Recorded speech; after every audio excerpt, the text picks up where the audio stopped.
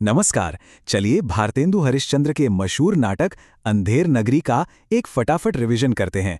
ये खासकर नेट परीक्षा की तैयारी को और मजबूत बनाने के लिए है। तो क्या सब तैयार हैं उन सवालों के लिए जो अंधेर नगरी से अक्सर पूछे जाते हैं?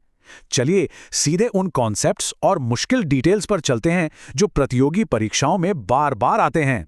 तो सबसे पहले चलिए कुछ बेसिक बातें पक्की कर लेते हैं। ये वो फैक्ट्स हैं जिन्हें जानना ही चाहिए और अक्सर इनसे सीधे सीधे 1 नंबर के सवाल बन जाते हैं। हाँ, तो प्रकाशन का साल याद रखिएगा, 1881। और एक मजेदार बात यह है कि कहते हैं कि इसे बनारस में एक परफॉर्मेंस के लिए सिर्फ एक ही दिन में लिख दिया गया था। अच्छा, इस नाटक में कुल 6 अंक हैं और ये जानना बहुत ज़रूरी है कि हर अंक की अपनी एक ख़ास सेटिंग है जो परीक्षा के सवालों के लिए एक बहुत ही इंपॉर्टेंट पॉइंट है। अब देखिए, ये एक बहुत ही ख़ास बात है जिस पर ध्यान देना है। इस नाटक की विधा सिर्फ प्रहसन नहीं है बल्कि शुद्ध प्रहसन है। ये एक ऐसी डिटेल है जो एक अच्छी तैयारी वाले स्टूडेंट को बाकियों से अलग कर सकती है। चलिए अब फटाफट इसके 6 अंकों की कहानी को समझ लेते हैं। देखते हैं कि कहानी शुरू से आखिर तक कैसे आगे बढ़ती है। इस टेबल में किरदारों की पूरी यात्रा साफ दिखती है। पहला अंक बाहरी प्रांत में, दूसरा बाजार में, तीसरा जंगल में, चौथा राज्यसभा, पांचवां फिर से अरण्य और आखिरी छठा अंक शमशान में।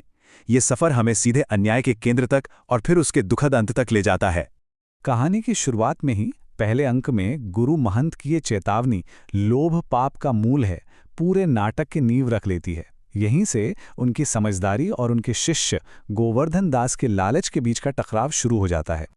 और फिर आता है वो मशहूर जुमला, टके सेर भाजी टके सेर खाजा। ये लाइन इस राज्य की सारी बेवकूफ़ी को एक बार में बता देती है।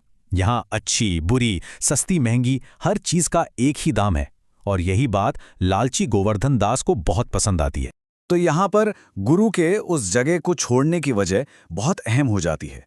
वो कहते हैं, सेत सेत सब एक से जहां कपूर कपास। मतलब वो समझ जाते हैं कि जिस जगह पर अच्छी और बुरी चीज में कोई फर्क ना हो वहां बर्बादी तो तय है। चौथे अंक का ये सीन तो कमाल का है। ये दिखाता है कि उस राज्य में इंसाफ कितना मजाकिया था। इल्जाम एक से दूसरे पर डाला जा रहा है, बनिया से कारीगर, कारीगर से चूने वाला, फिर भिश्ती, कसाई और आखिर में आकर सारा ठीकरा कोतवाल के सिर फूटता है। और विडंबना देखिए, कोतवाल तो फांसी के फंदे के लिए बहुत पतला निकलता है, तो राजा हुक्म देता है कि किसी मोटे आदमी को पकड़कर फांसी दे दो। और कौन मिलता है? वही गोवर्धन दास जो सस्ती मिठाइयां खा खाकर मोटा हो गया था। मतलब जिस लालच की वजह से वो वहां रुका था वही उसे फांसी तक ले आया। गुरु की भविष्यवाणी सच हो गई। और आखिर में गुरु का ये कथन, जहां न धर्म न बुद्धि नहीं जैसे चौपट राज, पूरे नाटक का सार बता देता है। ये बताता है कि जो भी राज बेवकूफ़ी और अन्याय पर चलेगा उसका यही हश्र होगा। तो अब सवाल उठता है कि इस पूरी कहानी का मकसद क्या है। चलिए देखते हैं कि भारतेंदु ने इस व्यंग्य की धार से उस समय के समाज, खासकर ब्रिटिश प्रशासन पर कैसे चोट की है। हंसी मजाक और बेतुकी घटनाओं के जरिए भारतेंदु असल में उस समय के भ्रष्ट और मनमाने प्रशासन पर निशाना साध रहे थे। तर्क से खाली न्याय व्यवस्था, समाज की अपनी मूर्खता और लालच के खतरों पर उन्होंने जम के कटाक्ष किया है। चलिए अब आते हैं सबसे जरूरी हिस्से पर, वो खास पॉइंट्स जो परीक्षा में अक्सर मुश्किल सवाल बनकर सामने आते हैं। इन पर खास ध्यान दीजिएगा। इस लिस्ट पर खास तौर से गौर कीजिए। बाजार के सीन में आने वाले इन 10 विक्रेताओं का सही क्रम। ये एक क्लासिक सवाल है जो बार बार पूछा जाता है।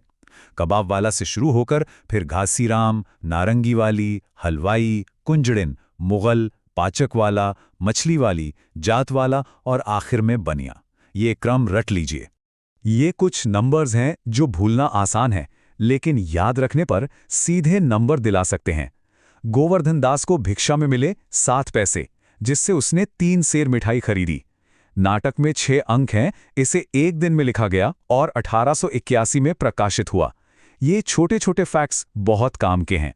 अगर हम मुख्य किरदारों को देखें तो उनकी प्रेरणाएं बहुत सीधी और साफ हैं। गुरु महंत बुद्धिमत्ता और दूरदर्शिता का प्रतीक हैं। गोवर्धन दास का मूल प्रेरक उसका भोजन का लालच है जो उसकी अदूरदर्शिता को दिखाता है। और चौपट राजा तो मूर्खता और मनमानेपन का ही दूसरा नाम है। इन मोटिवेशंस को समझना बहुत जरूरी है। तो चलिए अब आखिर में कुछ जरूरी सलाह और सवालों पर बात करते हैं। परीक्षा के लिए क्या रणनीति होनी चाहिए और क्या सोचना चाहिए। तो देखिए, परीक्षा में अच्छे नंबर लाने के लिए सिर्फ कहानी जानना काफी नहीं है। इन खास बातों पर पकड़ बनानी होगी, जैसे विक्रेताओं का क्रम, कौन सा डायलॉग किसने बोला है, नाटक की विधा शुद्ध प्रहसन है, ये याद रखना, और ये समझना कि ये ब्रिटिश राज के प्रशासन पर एक व्यंग्य है। और हाँ, ये भी ध्यान रखिएगा कि ये नौटंकी लोक शैली में लिखा गया था। डॉक्टर बच्चन सिंह का ये कथन बहुत ही महत्वपूर्ण है। वो कहते हैं, यदि भारत दुर्दशा पहला राजनीतिक नाटक है, तो अंधेर नगरी पहला आधुनिक नाटक है। अगर कोई विश्लेषणात्मक उत्तर लिखना हो तो ये पॉइंट जवाब को बहुत मजबूत बना सकता है। और अंत में ये एक सवाल हमारे लिए भी है कि आज के दौर में अंधेर नगरी हमें कहाँ-कहाँ दिखाई देती है? क्या भारतेंदु की 19वीं सदी की ये आलोचना आज भी हमारे समाज में कहीं ना कहीं जिंदा है?